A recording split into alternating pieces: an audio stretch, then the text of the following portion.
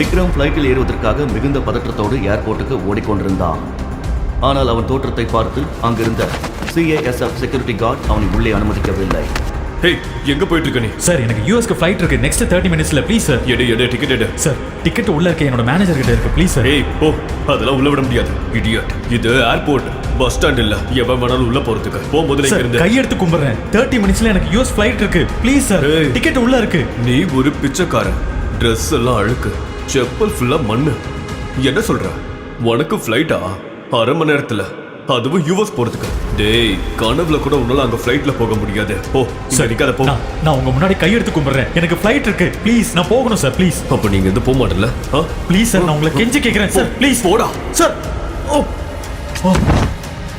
உன்னை நான் அடிச்சு கொன்னுடுவேண்டா, புரியுதா?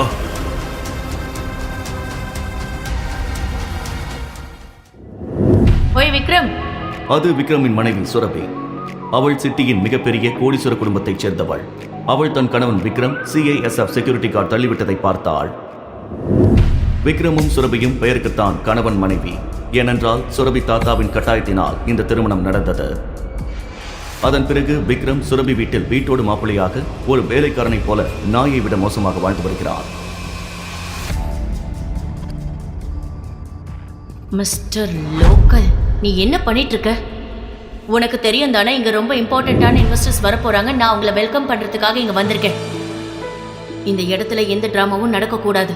இங்க நீ எதுக்காக வந்தியோ அது அப்படியே விட்டுட்டு போங்க. இருந்து சீக்கிரம் கிளம்பு. சுரபி, எமர்ஜென்சியா நான் அமெரிக்கா போகணும். கையில டிக்கெட் இல்லாம உள்ள விட மாட்டேங்கிறாங்க. ப்ளீஸ் ப்ளீஸ், தயவு செஞ்சு கெஞ்சி கேட்கிறேன், எனக்கு ஹெல்ப் பண்ணு ப்ளீஸ். Have dare you! முதல்ல வெளியே வந்தா என் கையை பிடிச்சி பேசுற வேலை வச்சுக்காத. அமெரிக்கா போறியா நீ? எனக்கு அமெரிக்காவோட ஸ்பெல்லிங் ஒரே ஒரு தடவை சொல்லிடு. அமெரிக்காவுக்கு ஸ்பெல்லிங் சொல்லு. உன்ன மாதிரி ஒரு ஆளுக்கு நான் எதுக்கு அமெரிக்கா டிக்கெட் போட்டு தரணும்? விக்ரம் பிளாட்ஃபார்மில் தள்ளுவண்டி வைத்து சுண்டல் வியாபாரம் செய்து வருகிறான். இவனுக்கு அமெரிக்காவில் என்ன வேலை இருக்க போகிறது? வாயை மூடிட்டு இங்கிருந்து போய் நான் கூட்டிட்டு வர இன்வெஸ்டர்ஸ்க்கு ஒழுங்கா பிரேக்ஃபாஸ்ட் ரெடி பண்ணி வை.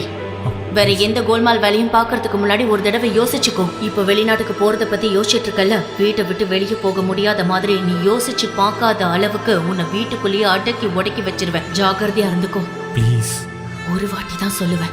சுரபி, உன்னோட இன்ஃப்ளூயன்ஸை வச்சு எனக்கு ஹெல்ப் பண்ணு ப்ளீஸ். அப்போது சுரபியின் பிசினஸ் பார்ட்னரான சந்துரு அங்கு வந்தான். சுரபியிடம் பேசினான். ஹே, இந்த மாதிரி பிச்சைக்காரங்க கிட்டலாம் உனக்கு என்ன பேச்சு? 50 ரூபாய் தூக்கி போட்டு துரத்து. நீ தேவையில்லாம தலையிடாத. நான் என் வைஃப் கிட்ட பேசிட்டு இருக்கும்போது. இவன் என்ன சொல்றான் சுரபி? இவன் உன் ஹஸ்பண்டா? சந்துரு இந்த கேள்வியை கேட்டவுடன் சுரபி அதிர்ச்சியால் அமைதியாக நின்றாள். அதன் பின் சிரித்துக் கொண்டே பேசினாள். Come on Chandru, seriously? Look at him. இவனுக்காக சந்தேகப்படுறியா? இவன் அப்பியரன்ஸ பாரு. இந்த ஆள் கூட நிக்கிறதுக்கே எனக்கு கேவலமா இருக்கு. நீயே நினைச்சு பாரு. இவெல்லாம் என் ஹஸ்பண்டா? பிச்சை கேட்டு வந்தான் சந்துரு. ஒன்னு பிச்சை போடு, இல்லைன்னா இங்க இருந்து துரத்து. ஏன்னா இந்த ஆளு என்னோட ஹஸ்பண்டா இருக்கவே முடியாது. முதலில் சுரபியை விக்ரம் சிட்டி ஹாஸ்பிட்டலில் தான் பார்த்தான். அவன் அம்மாவிற்காக அந்த ஹாஸ்பிட்டல் சென்றிருந்தான். ஒரு பணக்கார பெண் அவளுக்கான மற்ற வேலைகளை விட்டுவிட்டு ஹாஸ்பிட்டலில் இருந்த கேன்சர் பேஷண்ட்டுகளிடம் கிஃப்ட் கொடுத்து கொண்டிருந்தாள். அவள் மிகுந்த அன்போடும் கருணையோடும் கிஃப்ட் கொடுத்தாள். அந்த கேன்சர் பேஷண்ட்டுகளும் அவர்கள் அன்பை அவளிடம் வெளிப்படுத்தினர். இந்த விஷயத்தை பார்த்ததிலிருந்து விக்ரம் சுரபியிடம் தன் மனதை இழந்தான். அப்போதிலிருந்தே விக்ரம் சுரபியை காதலிக்க ஆரம்பித்து விட்டான். ஆனால் அங்கு நின்று கொண்டிருந்தவன் தான் தன் கணவனாக போகிறான் என்று அவளுக்கு தெரியவில்லை.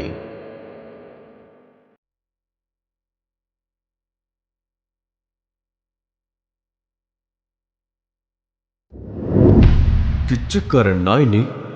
நான் உன்னை அடிச்சு மூஞ்செல்லாம் உடைக்கிறதுக்கு முன்னாடி ஒழுங்கு மரியாதை எங்கிருந்து போ. விக்ரம் தன் நிலைமை நினைத்து அவன் தன் மனதுக்குள் அழுதான். அவன் அங்கிருந்து வெளியில் செல்வதற்கு முன் ஏர்போர்ட் வாசலில் ஒரு பிளாக் கலர் கார் வந்து நின்றது. அதிலிருந்து சிட்டியின் பெரிய பிசினஸ்மேனான நிதின் வர்மா வந்து இறங்கினார். உடனே அவர் பார்வை விக்ரமின் மேல் பட்டது. விக்ரமை பார்த்து கொண்டே வந்தவர் அவனிடம் பேசினார். மிஸ்டர் விக்ரம், நீங்க சார், உங்களுக்கு எனக்கு தெரியுதா? நிதின் வர்மாவை யாருக்கு தான் தெரியாது. சுரபி அவரை பார்த்தவுடன் கண்டுபிடித்து விட்டாள். அவர் விக்ரமுடன் பேசிக் கொண்டிருப்பதை பார்த்த சுரபியும் சந்துருவும் அதிர்ச்சி அடைந்தனர். மிஸ்டர் நிதின் வர்மாவை இந்த பிச்சைக்காரனுக்கு எப்படி தெரியும்? அதே தான் யோசிச்சுட்டு இருக்கேன். நிதின் வர்மா 5000 crores ப்ராப்பர்ட்டிக்காக தான் இங்க வந்தாரு. ஆனா அந்த உதவாக்கர கிட்ட எதுக்கு பேசிட்டு இருக்காரு? ஐம் ஷூர் அவரோட டிரைவரா இருப்பான். ஹலோ, நீங்க சீக்கிரம் வாங்க, இமீடியட்லி.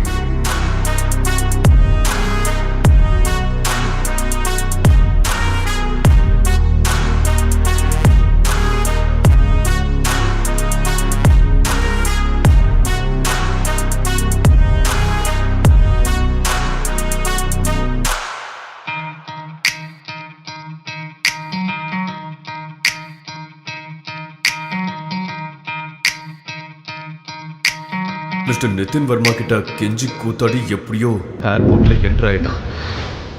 ஆனா ஏர்போர்ட்ல போய் என்ன பண்ண போறான்னு தெரியல.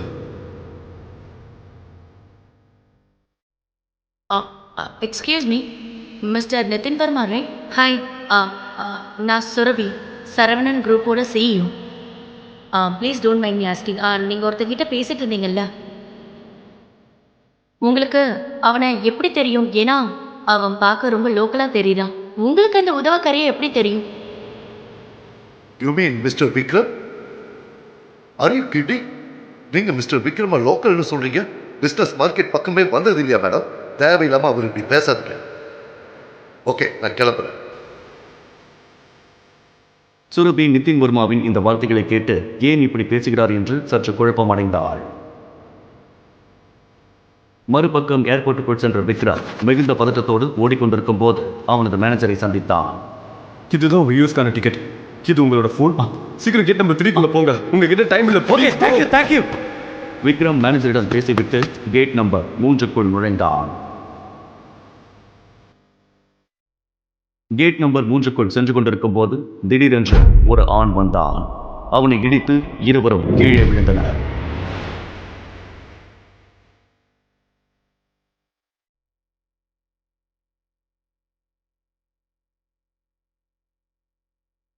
சார் நீங்கள் ஓகே தானே? அறிவு இருக்கா? ஏர்போர்ட் அது இது ஒன்றும் பார்க்கல, புரியுதா? இந்த மாதிரி லோக்கல் ஆளுங்களை உள்ள யார் விட்டது?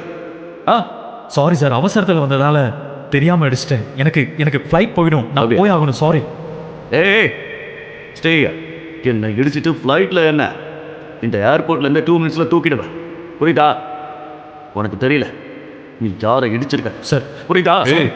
எங்களோட எம்டி அடிச்சிருக்க. உனக்கு இவர் யாருன்னு தெரியல. இவர் பிரைம் ஏர்லைன்ஸோட எம்டி. சார், என் ஃப்ளைட் கூட பிரைம் ஏர்லைன்ஸோடது தான். ப்ளீஸ், நான் உங்ககிட்ட மன்னிப்பு கேட்டுக்கிறேன். நீங்கள் என்னை விட்டுருங்க, கொஞ்சம் emergency please sir. Emergency? Give me. Sir, N ticket. ஏய், நான் பார்க்குறேன் உன்ன மாதிரி ஒரு லோக்கல் எப்படி என் ஏர்லைன்ஸில் போகிறேன். ப்ளீஸ் சார், புரியுதா? போட சார், ப்ளீஸ் சார். கீழே அவன் டிக்கெட். என் டிக்கெட். ஓ சார், சார் என் டிக்கெட்டை கொடுங்க. நீதா விட்டுறாதீங்க அவனை. என்ன கொடுங்க. ஸ்டே தர், புரியுதா? ஏய், அவன் டிக்கெட்டை கீழ்.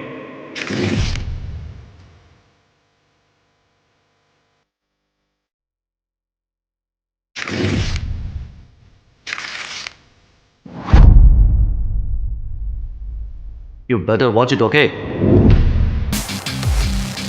How dare you? என்ன தைரியம் இருந்தால் என் டிக்கெட்டை கிழிச்சிருப்பேன். ஒரே ஒரு ஏர்லைனுக்கு எம்டியாக இருந்துக்கிட்டு ரொம்ப பெரிய ஆள் நினைப்போ. 10 நிமிஷம், அடுத்த 10 நிமிஷத்தில் உன்னை கீழே தள்ளுறேன். பார்க்குறியா? 10 நிமிஷத்தில் என்ன கீழே தள்ளுறானா? அவ்வளோதானே சேலஞ்சு? சரி, நான் இங்கே இருக்கேன், பார்க்குறேன் நீ என்ன பண்ணுற. இரு, பார்க்குறேன். நிறைய பேர்த்த பார்த்தாச்சு. ஹலோ, நான் சொல்கிறத கேளு. விக்ரம் மாஸ்டர் பேசுகிறேன்.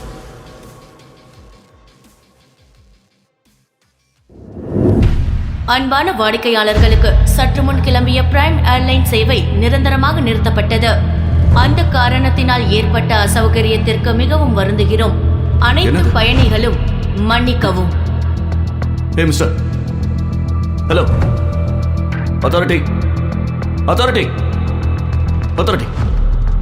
நான் எந்த பெர்மிஷன் ஆர் நோட்டீஸும் கொடுக்கல. எப்படி இந்த அனௌன்ஸ்மெண்ட் நடக்குது? சார் அது மேலிடத்துல இருந்து வந்த இமிடியேட் ஆர்டர். ஆர்டர்? உங்க லைசன்ஸ் கேன்சல் பண்ணிட்டாங்க சார். வாட்? கிரைம் ஏர்லைன்ஸை பேன் பண்ணிட்டாங்க. நீங்க எதுனாலும் அங்க பேசிக்கோங்க. Hello hello.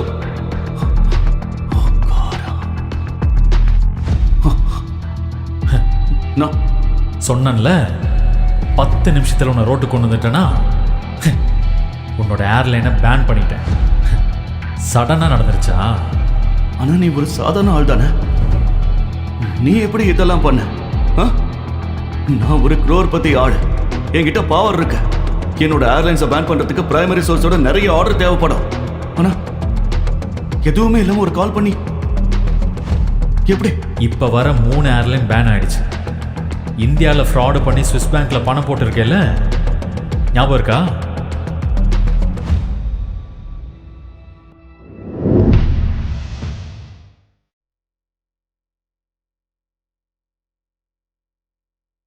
ஏய், அதுக்காக உன்னை ஜெயிலில் போட்டிருக்கணும். ஆனால் நான் ஒரு எமர்ஜென்சியில் இருக்கேன். அதான் உன்னை இதோட விடுறேன். இல்லை உன் கையில் திருவோடு கொடுத்து பிச்சை எடுக்க வச்சிருவோண்டா.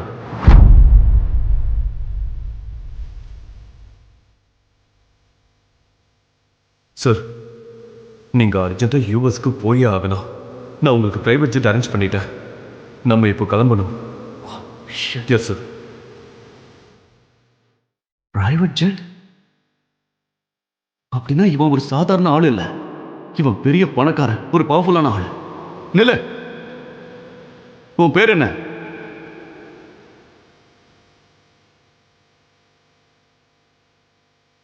உன் பேர் என்ன? சாரி மன்னிச்சிருங்க சார், மன்னிச்சிருங்க. ஹானஸ்ட்லி முன்னாடியே தெரிஞ்சிருந்தா நான் உடனே உங்களுக்கு ஃப்ளைட் அரேஞ்ச் பண்ணியிருப்பேன். Please please forgive me sir. இனிமே இந்த மாதிரி தப்பு நடக்காது சார். இப்போ ஏர்லைனே இல்லையே, தப்பு எப்படி நடக்கும் sir?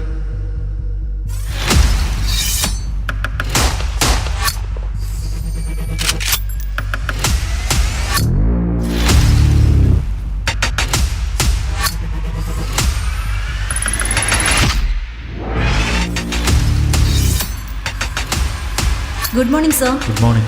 Sir, bag please. It's all right. Sir, please give me. I will keep it. Yeah, thank you. அப்போது யூஎஸ்ல இருந்து ஒரு கால் வந்தது.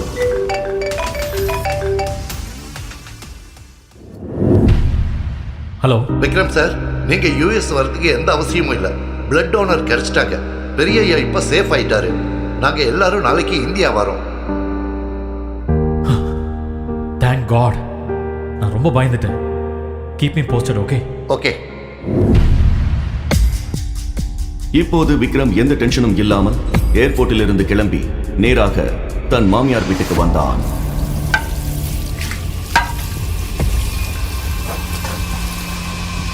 அங்கு எப்பவும் போல விக்ரம் வீட்டு வேலைகளை எல்லாம் முடித்து சுரபிக்கு லஞ்ச் பேக் செய்து காதில் இயர்போனுடன் அவள் ஆபீஸுக்கு வந்தான். குட் மார்னிங் மிஸ்ஸஸ் ரூபா, எப்படி இருக்கீங்க? பார்க்க ரொம்ப அழகா இருக்கீங்க. Hello, how are you? You என்ன ஏன் இவ்வளோ டென்ஷனாக இருக்கீங்க ரூபா? God. நீ எப்பவும் வேலைக்கார மாதிரி வீட்டு வேலை மட்டும்தான் செய்வியா? நியூஸ் எல்லாம் பார்க்க மாட்டியா? நீ எவ்வளோ பெரிய பிஸ்னஸ் மேனோட மருமக. உனக்கு நியூஸ்ல என்ன நடக்குதுன்னே தெரியாதா? என்னாச்சு ரூபா மேம்? அங்க பாரு. டெண்டர்ஸ் கிடைக்காததால் சரவணன் இண்டஸ்ட்ரீஸ் மிகப்பெரிய பின்னடைவை சந்தித்துள்ளது. இந்த 2000 கோடி டெண்டர் மூலம் திவாலாக போகும் கம்பெனியை மீட்க இருந்த கடைசி வாய்ப்பும் கை நழுவி விட்டது. கடனில் கவிழ போகும் கம்பெனியை எப்படி மீட்கப் போகிறார் CEO சுரபி?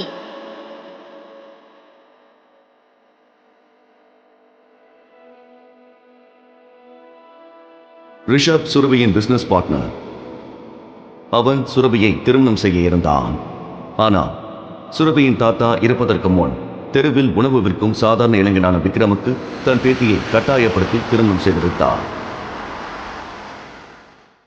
பின் அவர் இறந்துவிட பிசினஸ் பொறுப்பு அனைத்தும் சுரபியின் அப்பா சரவணனின் தலையில் விழுந்தது. பிரச்சனையில் இருக்கும் கம்பெனியை மீட்க சரவணன் மிகவும் போராடினார். ஆனால் எல்லாம் தோல்வியில் முடிய மன உளைச்சலில் சரவணன் படுத்த படுக்கையானார். அதனால் சுரபி கம்பெனி பொறுப்பை ஏற்று நடத்தி வருகிறாள். ரிஷப் நினைத்தால் இந்த பிரச்சனையை தன் அப்பாவின் நண்பர் நாராயணன் மூலம் சுலபமாக முடிக்கலாம். ஆனால் அவளை அடைய முடியாத கோபத்தில் அவன் உதவ முன்வரவில்லை. சுரபி எப்படியாவது கம்பெனியை மீட்க வேண்டும் என்று பதட்டத்தில் இருந்தாள்.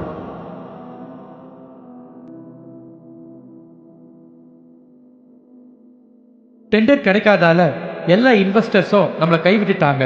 இது பாருங்க, the balance sheet is looking very bad. They don't trust us any more. இப்படியே போச்சுன்னா நம்ம கம்பெனி திவால் ஆகிடும். No, no, no, no, no, no. This cannot happen. I can't let this happen. இது வெறும் கம்பெனி மட்டும் இல்ல, தாத்தா அவரோட ரத்தத்தை சிந்தி உழைச்சு இந்த கம்பெனியை உருவாக்கி இருக்காரு. இங்க இருந்து வெளிநாடு வரைக்கும் கம்பெனியை கொண்டு போயிருக்காரு. இது அவரோட பல வருட உழைப்பு, கனவு. ஒரு சின்ன தப்பால அவரோட இத்தனை வருஷ உழைப்பும் தியாகமும் வீணா போறத நான் விட மாட்டேன். We have to do something. I can't lose this company. This is not the option. நீங்க ஏதாவது பண்ணுங்க ப்ளீஸ். ஏதாவது ஐடியா இல்ல சொல்யூஷன் கொடுங்க. Somebody just find a way. Surabhi, உன் தாத்தாவுக்கு சில லாயல் அசோசியேட்ஸ் இருந்தாங்க. அவங்க கூட நாங்கள் பிஸ்னஸ் பண்ணோம்.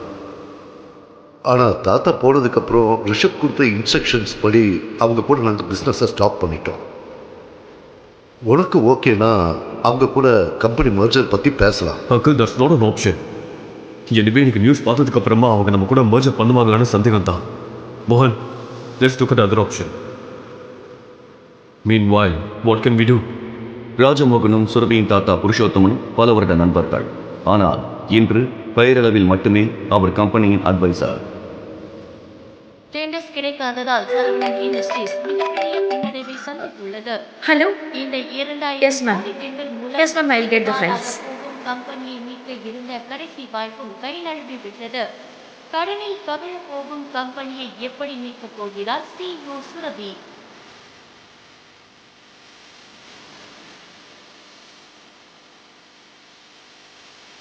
மேம், சுரபிங்க. விக்ரம், நீ வீட்டுக்கு போ. நான் அவசரமா இந்த ஃபைல்ஸை கொண்டு போகணும். சுரபி நான் உடனே பார்க்கணும். I need to meet her right now please. Vikram, அடம் பிடிக்காத. வீட்டுக்கு போ. நீங்கள் எங்கே போகிறீங்க? Meeting room. செக்யூரிட்டி ரூபா மீட்டிங் ரூமுக்குள் நுழைய அவருக்கு பின்னால் விக்ரமும் மீட்டிங் ரூமுக்குள் நுழைந்தான். விக்ரம் வந்ததை பார்த்ததும் எல்லோருக்கும் முகம் மாறியது. சுரபி, விக்ரம், இருங்க. இந்த ப்ராப்ளமை பற்றி நான் உங்ககிட்ட முக்கியமாக ஒன்று பேசுகிறேன். விக்ரம், நான் இப்போ ரொம்ப முக்கியமான மீட்டிங்ல இருக்கேன். ப்ளீஸ் என்ன தொல்லை பண்ணாத. 5 minutes please. Give me 5 I minutes. Don't have time Vikram. 5 minutes please. Give me 5 minutes. இங்க மீட்டிங் நடந்துட்டு இருக்கு. கம்பெனி விஷயத்துல மூக்க நுழைக்காதன்னு உன்கிட்ட எத்தனை வாட்டி சொல்லியிருக்கேன் விக்ரம். மரியாதையா இங்க இருந்து கிளம்ப போடா. சுரபி, முதல்ல இவனை வெளியே அனுப்பு. எல்லா போடா. பிரச்சனையும் இவனால தான். நான் சொல்றத தயவு செஞ்சு கேளு. செக்யூரிட்டி, செக்யூரிட்டி, இவனை வெளியே தள்ளுங்க. சார், இந்த பிரச்சனையை நான் பார்த்துக்கிறேன். நீங்கள் மீட்டிங்க்கு போங்க ப்ளீஸ்.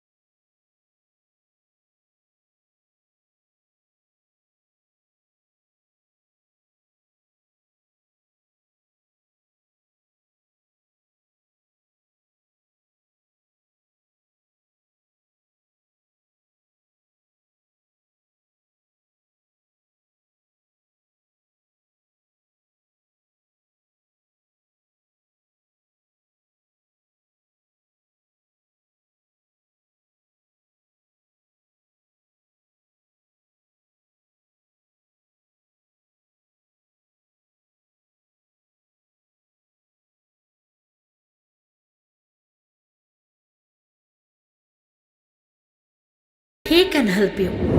அவர் சுரபியோட தாத்தா கூட ரொம்ப க்ளோஸாக இருந்தார். ஆனால் ரிஷப் வந்ததுக்கு அப்புறமா அவன் சைட்லைன் பண்ணிட்டான். அவர் செயின் ஸ்மோக்கர். 1 மணி நேரத்துக்கு ஒரு தடவை சிகரெட் பிடிக்க இங்க வருவாரு. நீ இங்கேயே வெயிட் பண்ணி அவர்கிட்ட பேச ட்ரை பண்ணு. நான் கீழே போறேன். ஓகே? ஓகே. விக்ரம் அங்கு ராஜமோகனுக்காக காத்திருந்த சமயத்தில் தன் போனை எடுத்து ஒருவருக்கு போன் செய்தான். ஹலோ, எப்படி இருக்கீங்க? விக்ரம் சார், உங்களை நேர்லையும் பார்த்தாச்சு, ஃபோன்லையும் பேசியாச்சு. நான் சூப்பராக இருக்கேன். சரி சொல்லுங்க சார். எனக்கு ஒரு ஹெல்ப் வேணும். It's my pleasure sir.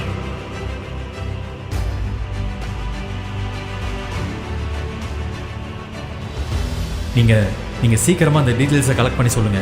நான் வைக்கிறேன். ஓகே, பாய். Hello sir.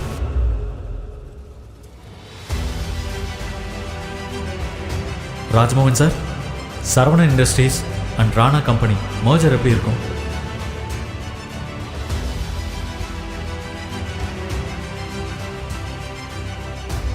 ராணா கம்பெனியா? இதை பத்தி உனக்கு எப்படி தெரியும்? அவங்க எங்களோட பழைய business Associates. How to you know them? அதற்கு பின் விக்ரம் சொன்னதை கேட்டு ராஜமோகன் பெரும் வியப்பில் ஆழ்ந்தார். உடனே ராஜமோகன் விக்ரமை தன்னோடு அழைத்துக் கொண்டு மீட்டிங் ரூம் சென்றார்.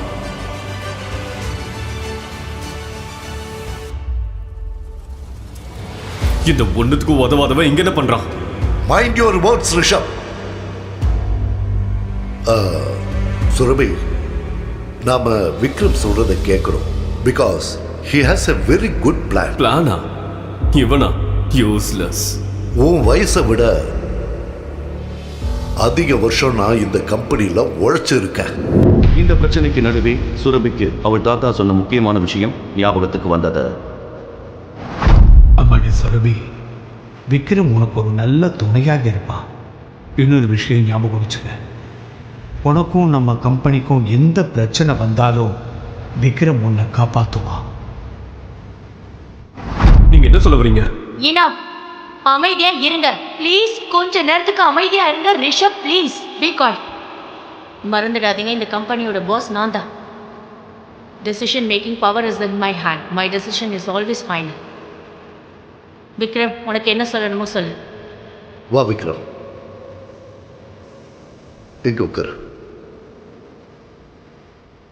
முதல்ல எனக்கு கம்பெனியோட share holders and investors list வேணும் அண்ட் பேலன்ஸ் ஷீட்டும் வேணும். அதை பார்த்துட்டு தான் பேச முடியும். Surabhi, this is too much. நம்ம கம்பெனியோட டீட்டெயில்ஸை அவ்வளோ ஈஸியாக ஷேர் பண்ணக்கூடாது. விக்ரம் கிட்ட லேப்டாப் கொடு. ப்ளீஸ். இந்தா. சுரபி, நீ இவன் ரிஷப், நீ உன் பாஸோட ஹஸ்பண்டை பற்றி பேசிகிட்டு இருக்கங்கிறத மறந்துடாத. Next time be careful Rishabh. 2 வருடங்களில் முதல் முறையாக சுரபி விக்ரமை சப்போர்ட் செய்தாள். விக்ரம் சந்தோஷத்தில் திளைத்தான். Vikram, you continue.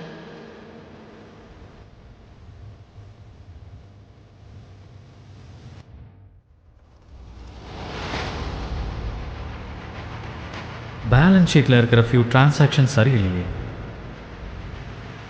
Investors company விட்டு போகிறதுலையும் ஒரு பேட்டர்ன் இருக்குது. Something is wrong. அட மேடம், இவர் என்ன பேசிட்டு இருக்காரு? தேவையில்லாததெல்லாம் பேசிட்டு இருக்காத. கம்பெனியை எப்படி காப்பாற்றணுங்கிறத சொல்லு. நாம நம்ம கம்பெனியோட எல்லா ஷேர்ஸையும் பைபேக் பண்ணுவோம். Simple. O wow, what a fresh new plan. அட, இதை பத்தி எல்லாம் நாம யோசிக்காமையா உட்காந்துருக்கோம். அமைதியா இருங்க Vikram. We don't have the funds. Give me 1 minute. Just 1 minute. Vikram தனியாக போய் ஒரு போன் செய்தான். அதை கேட்டு எல்லோரும் திகைத்து போயினர்.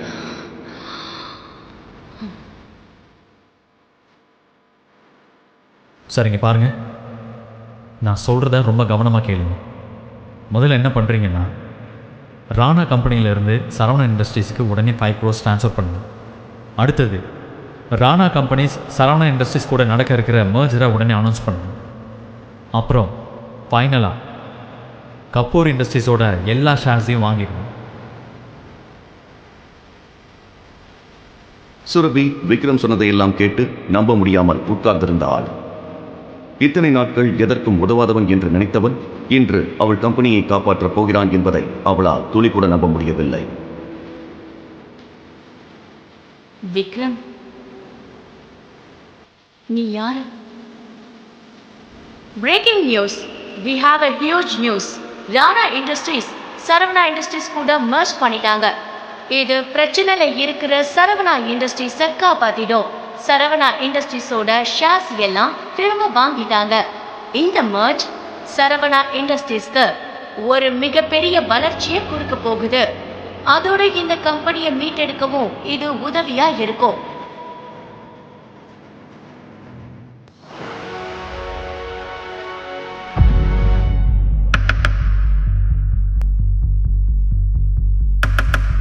விக்ரம் சுரபி கேட்ட கேள்விக்கு பதில் அளிப்பானா?